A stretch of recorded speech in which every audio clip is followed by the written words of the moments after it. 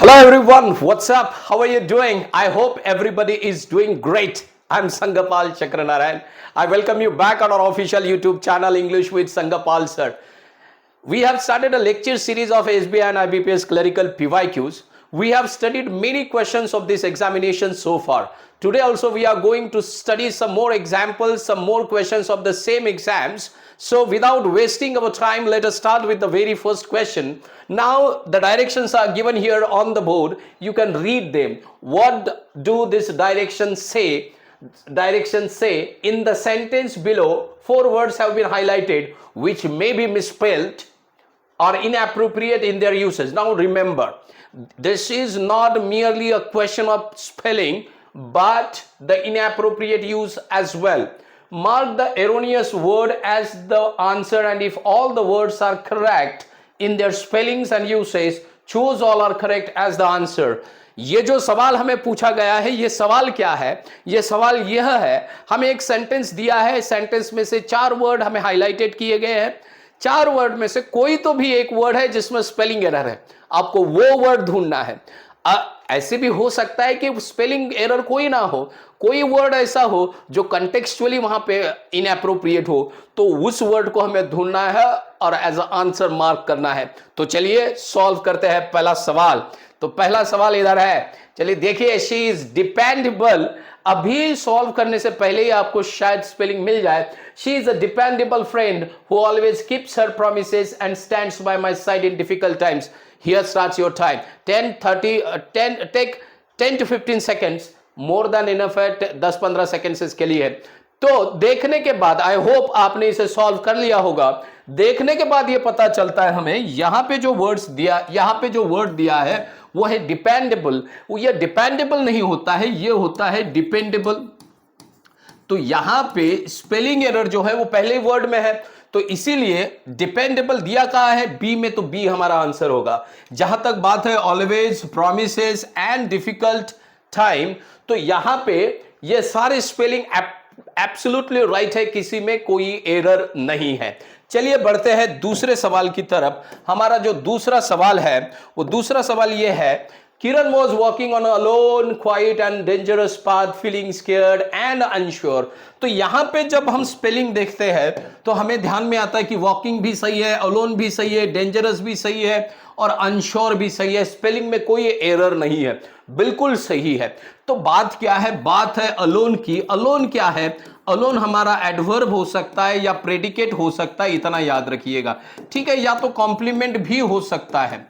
ठीक है, या तो कॉम्प्लीमेंट भी हो सकता है. तो इसीलिए यहां पे याद रखना है कि अलोन जो है वो हमारा एडजेक्टिव नहीं है. हमें यहां पे एडजेक्टिव की जरूरत है, और एडजेक्टिव कौन सा है? तो एडजेक्टिव इसी मीनिंग का होता है लोन. तो हमें लोन चाहिए और यहां पे अलोन दिया है, इसीलिए यह गलत है. और दिया कहा है बी में, तो इसका आंसर भी क्या आएगा? बी आएगा. यहां पे डेंजरस का स्पेलिंग सही है, अनश्योर का भी है, वॉकिंग का भी है. You can Google it. All right, let us move on to the next question, guys. The next question is, तो next सवाल है, forceful sales techniques might be proper in some situation but not considered appropriate at other times. तो इसे देखने के बाद you got 4 words highlighted. One is forceful, second is techniques, third is situation, and fourth you can read that appropriate.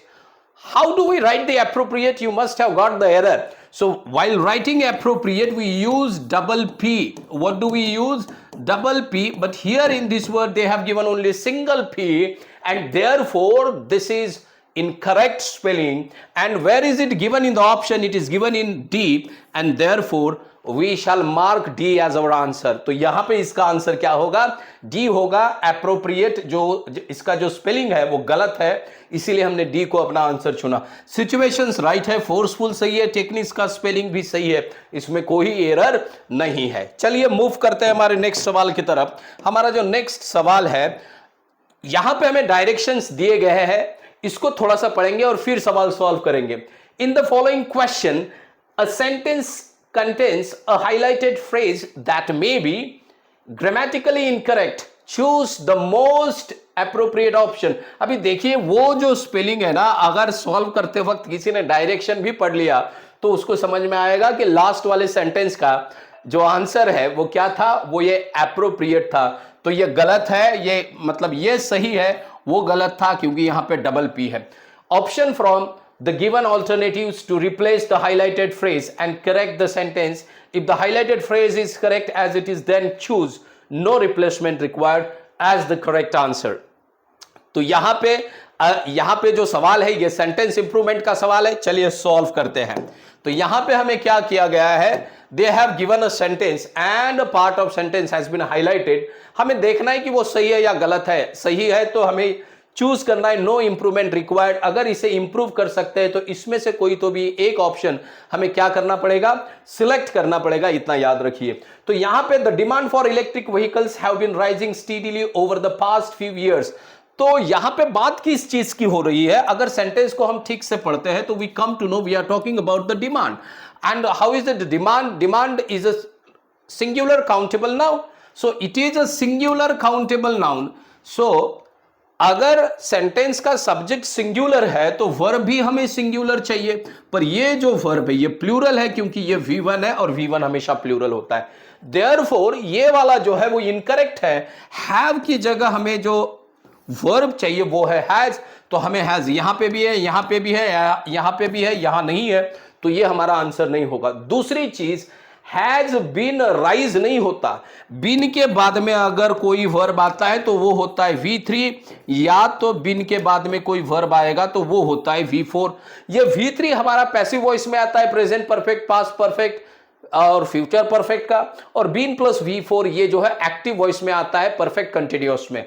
तो यहां पे the demand for electrical vehicles, ये जो सेंटेंस है ये हमें यह बताता है कि ये सेंटेंस एक्टिव वॉइस में है, तो इसका मतलब राइजिंग ठीक है, पर हैज हमें चाहिए, राइज की तो जरूरत है ही नहीं, ये बीइंग राइजन भी नहीं होगा, तो ऑप्शन ए इसका आंसर होगा, has been rising.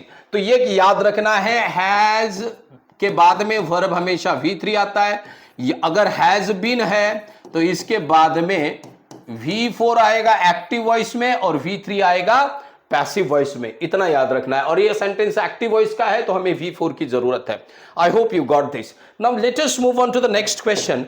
The next question is, no one have as much talent as Leonardo da Vinci.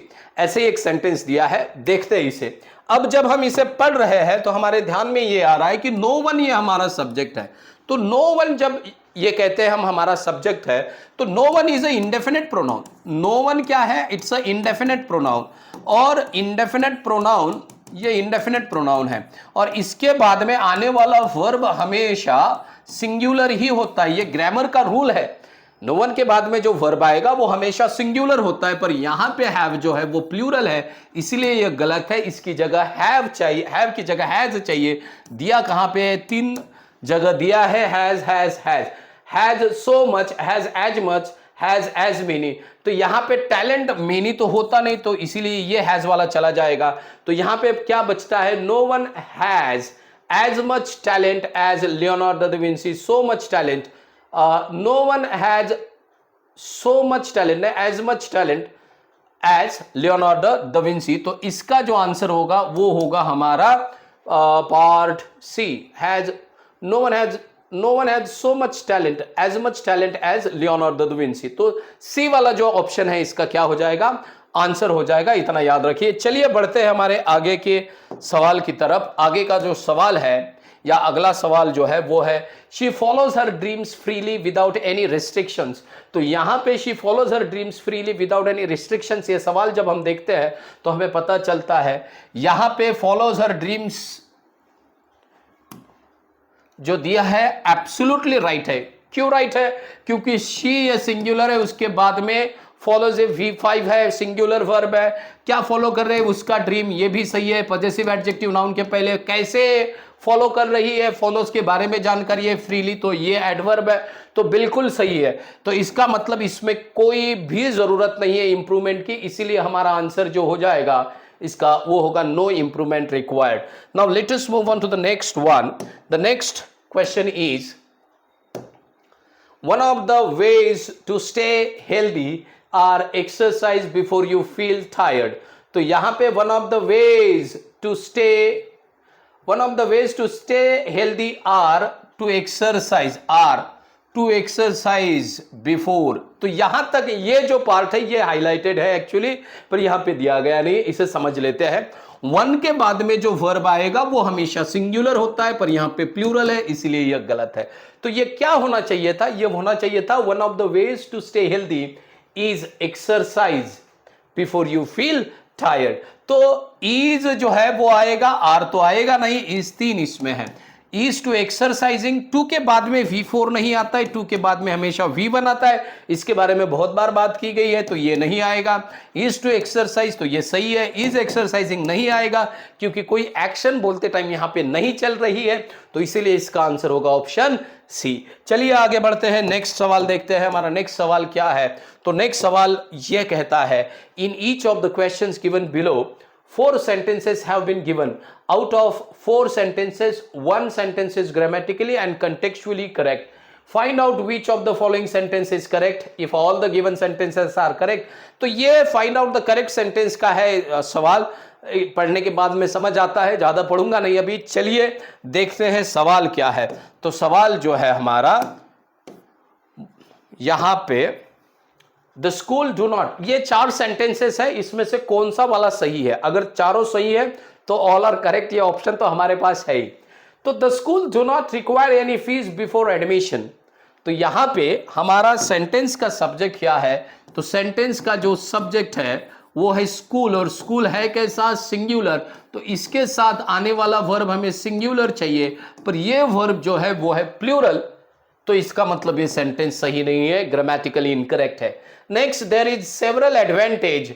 अब यहां पे देयर इज सेवरल एडवांटेजेस, तो एक याद रखना है, देयर के बाद में जो वर्ब आएगा वो देयर के बाद में जो नाउन आता है उसके अनुसार होता है, और एडवांटेजेस जो है ये प्लूरल नाउन है। कैसा नाउन है? ये प्लूरल नाउन है, तो वर्ब भी यहां पे हमें प्लूरल चाहिए था, इसका मतलब ये गलत है, यहां पे वर्ब आर चाहिए था। देयर आर सेवरल एडवांटेजेस, तो ये भी रॉन्ग हो गया, बचा है हमारे पास सी।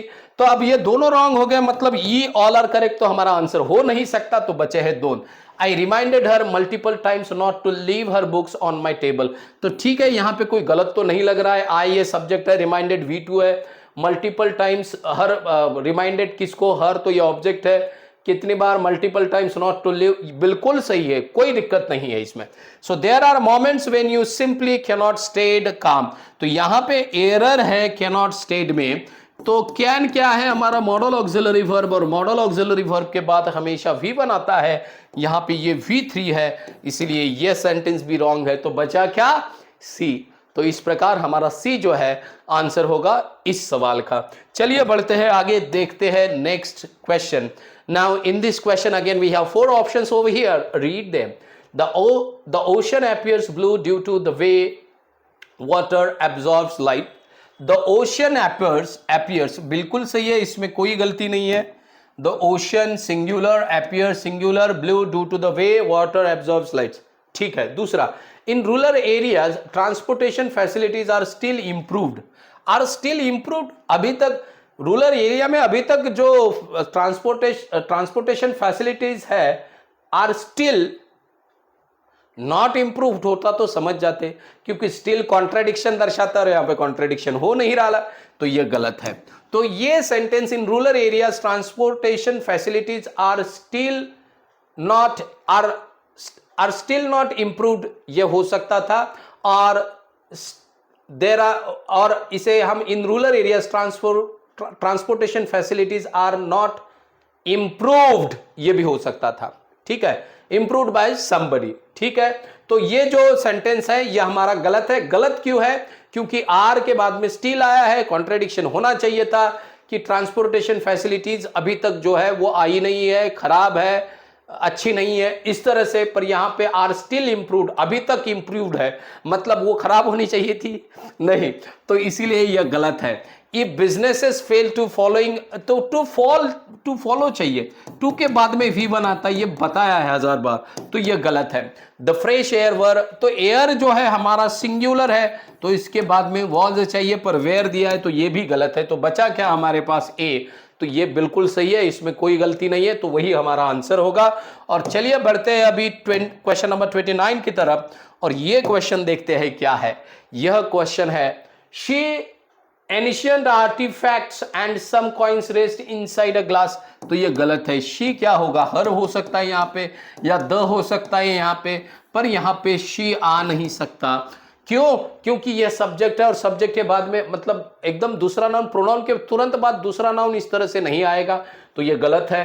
क्योंकि दो नाउन ऐसे एक साथ, एक प्रोनाउन और नाउन एकदम से एक साथ यूज नहीं होंगे, ठीक है। मतलब सब्जेक्टिव केस वाला प्रोनाउन है और उसके तुरंत बाद अगर दूसरा सब्जेक्टिव केस वाला नाउन या प्रोनाउन है तो वो गलत होता है, इतना याद रखना है।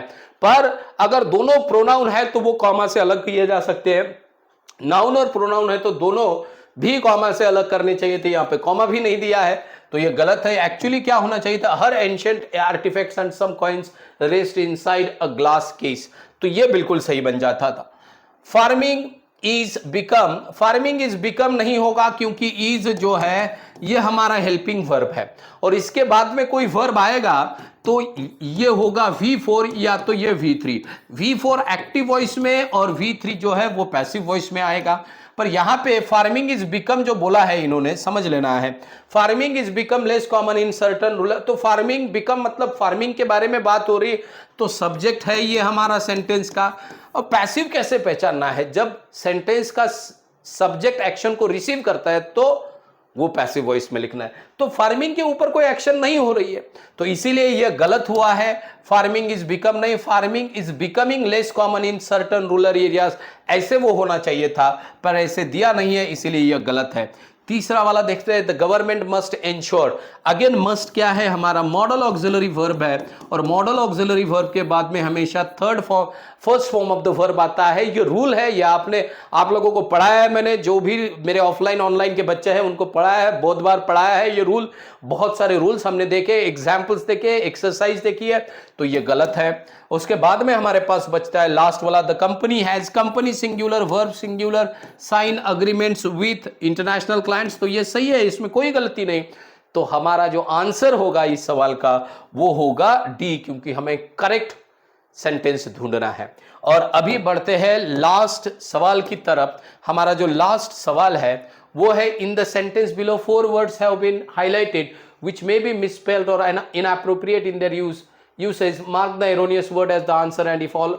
तो वही सेंटेंस है जो इससे पहले हमने देखा है, वही क्वेश्चन है जो हमने इससे पहले पढ़ा है। तो चलिए आगे देखते हैं ये सवाल। इसमें there is no such thing as good and evil, तो इविल का स्पेलिंग यहां पे गलत है। देखिए यहां पे इन्होंने जो वर्ड दिए हैं, सॉरी, यहां पे इन्होंने जो वर्ड दिए हैं इसमें ये इविल का स्पेलिंग होता है EVIL, इविल, तो ये गलत है, ये गलत है। इसीलिए पार्ट ये जो है रिगार्ड, मोरालिटी, अंडरस्टैंड, ये बिल्कुल सही है, इसमें कोई प्रॉब्लम नहीं है, पर ये गलत है, इसीलिए ये आंसर ये सही है, इसलिए हमारे आंसर नहीं होंगे।